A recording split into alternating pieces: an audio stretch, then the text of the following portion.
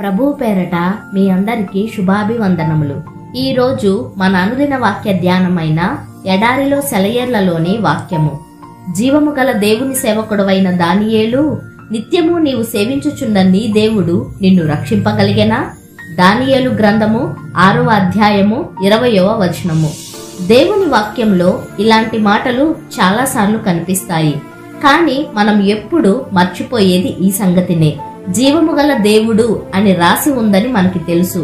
కానీ మన అనుదిన జీవితంలో ఈ సత్యాన్ని నిర్లక్ష్యం చేసినంతగా మరి దేన్ని నిర్లక్ష్యం చెయ్యం. 3-4 వేల సంవత్సరాల క్రితం దేవుడు ఎలా ఉన్నాడో ఇప్పుడు అలాగే ఉన్నాడన్నది లక్ష్య పెట్టం. ఆయనకి అప్పటికీ ఇప్పటికీ అదే రాజరికం ఉందని, ఆయన్ని ప్రేమించి సేవించే వారి పట్ల ఆయనకి అదే ప్రేమ ఉందని, ఆ రోజుల్లో వాళ్ల కోసం ఆయన చేసిన పనుల్నే ఈ రోజుల్లోనూ చెయ్యగలడని, ఇదంతా ఎందుచేతనంటే ఆయన సజీవుడు, మార్పులేని దేవుడని మనం మర్చిపోతుంటాం. ఆయనకి మన కష్టసుఖాలు చెప్పుకోవడం ఎంత అవసరం. మనం చీకటిలో ఉన్న సమయాల్లో ఆయన ఇప్పటికీ మరెప్పటికీ జీవము గల దేవుడు అన్న విషయాన్ని మనసులో ఉంచుకుందాం.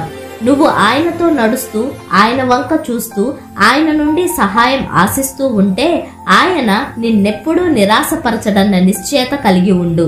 44 సంవత్సరాలుగా ప్రభువును ఎరిగి ఉన్న జార్జ్ ముల్లర్ అనే నీ అన్ననైన నేను ఈ మాటలు రాస్తున్నాను. నన్ను దేవుడెప్పుడూ నిరాశపరచలేదు. ఇది నీ ప్రోత్సాహం కొరకు వ్రాస్తున్నాను. ఘోర కష్టాల్లో, తీవ్రమైన శ్రమల్లో, నిరుపేదగా ఉన్నప్పుడు, అవసరాల్లో ఆయన నాకు సహాయం చెయ్యకుండా ఎప్పుడూ ఉండలేదు. తన కృపతో ఆయన్ని ఆనుకునే గుణాన్ని ఇచ్చాడు. ప్రతిసారి నాకు సహాయం చేశాడు.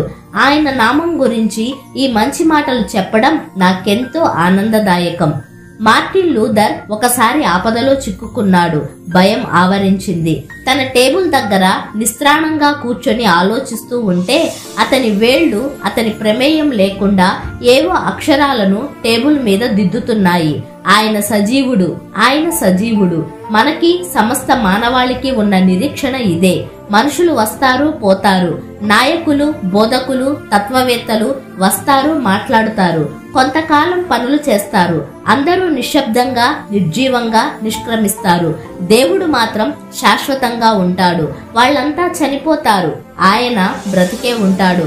వాళ్ళంతా వెలిగించిన దీపాలు ఎప్పుడో ఒకప్పుడు ఆరిపోవలసినదే.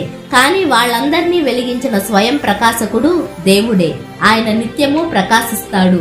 సిజి ట్రంబుల్ గారు ఇలా రాశాడు: ఒక రోజున నాకు డాక్టర్ జాన్ డగ్లస్ అడ్సమ్ గారితో పరిచయం అయ్యింది.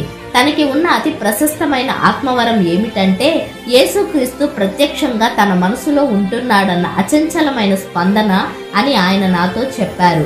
యేసు నిత్యము వ్యక్తిగతంగా తనతో ఉన్నాడన్న విషయం తనని నిత్యము నిలబెడుతూ ఉందన్నారాయన.